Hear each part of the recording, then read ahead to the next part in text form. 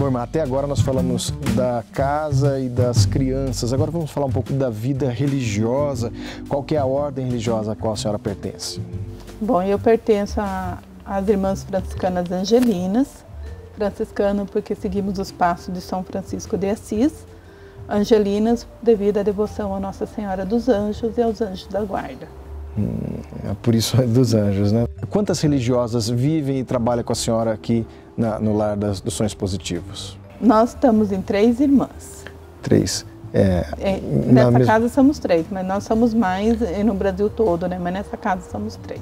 E qual que é a função delas aqui dentro do Olha, trabalho? cada uma faz uma parte, né? Tem uma que fica no administrativo, a outra que fica como coordenadora, a outra que fica para atender as diversas funções da casa e tudo. Então a gente divide o trabalho. E qual que é o sentimento que se tem ao trabalhar com seres humanos tão fragilizados?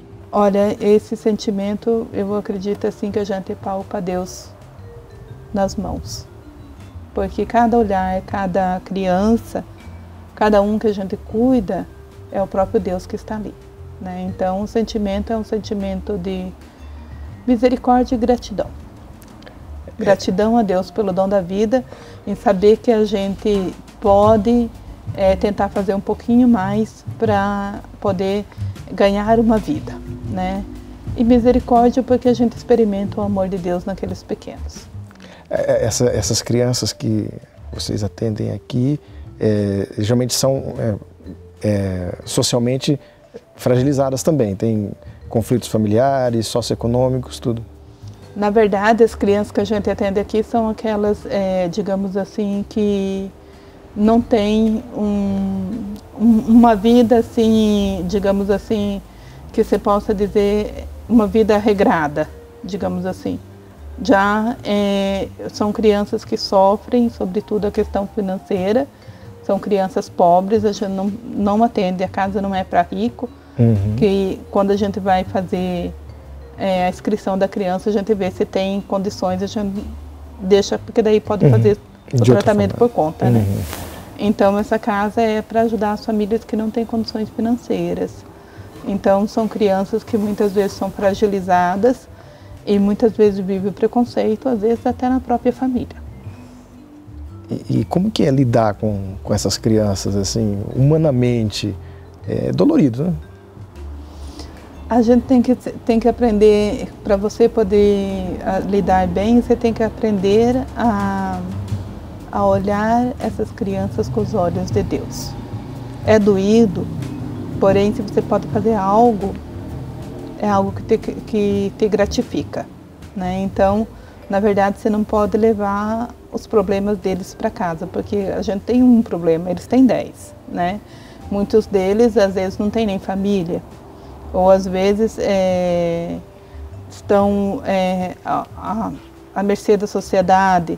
Então, a gente sabe que para cada criança daquela tem uma luta, tem uma história de vida. Então, para a gente lidar com eles, é mesmo estar palpando Cristo, porque você tem que fazer por amor e com amor. Como que a senhora descobriu a vocação religiosa num mundo como o de hoje, que é totalmente secularizado, materialista, completamente uma corrente diferente dessa proposta por uma vida religiosa? Ainda era jovem de 18 anos, 17 anos já sabia o que eu queria, mas 18 anos que eu entrei no convento. Toda vez que eu via uma irmã religiosa, isso já me chamava a atenção. Até com 11 anos de idade, quase que eu fui para um convento sem saber para onde estava indo. Nossa. Mas o que me chamava a atenção era justamente o cuidado que as irmãs tinham para com as crianças mais pobres. E eu sentia dentro de mim que era isso que eu queria fazer. Era fazer algo por aqueles que não têm. Então, quando eu senti o chamado, a primeira vez foi quando umas irmãs foram visitar, eu participava de um grupo chamado Cruzada Eucarística, que são jovens que lutam pela Eucaristia.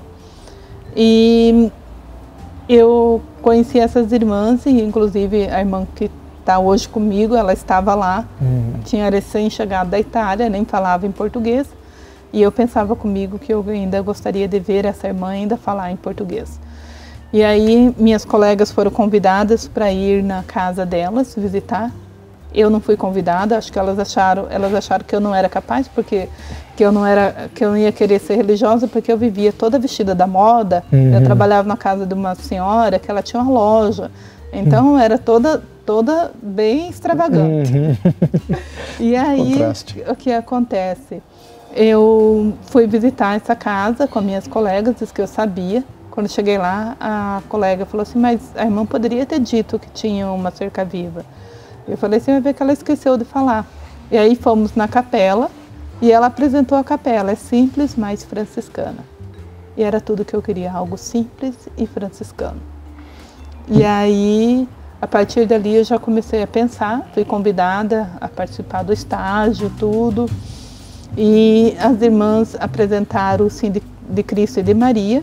E eu, depois do sim de Maria, falei, agora eu tenho que dar o meu sim também, né? Então, o meu desejo sempre foi doar a minha vida pelos irmãos, né? Não ficar para mim. Então, eu acho que Deus me colocou no lugar mais certo. E a senhora se sente realizada aqui com esse trabalho, que pode até ser frustrante, já que são as crianças portadoras de HIV? Olha, eu me sinto muito realizada, sobretudo porque Deus está presente aqui, né? Digamos assim, é uma contralinha, né, do nosso pensar, porém é Deus que está presente em cada rosto, em cada sorriso, em cada olhar, cada coisa. Quando você vê que uma criança está ali quase se indo, quantas vezes eu fui no hospital, encontrei crianças, se eu for contar a história aqui, eu não paro mais de contar, tá?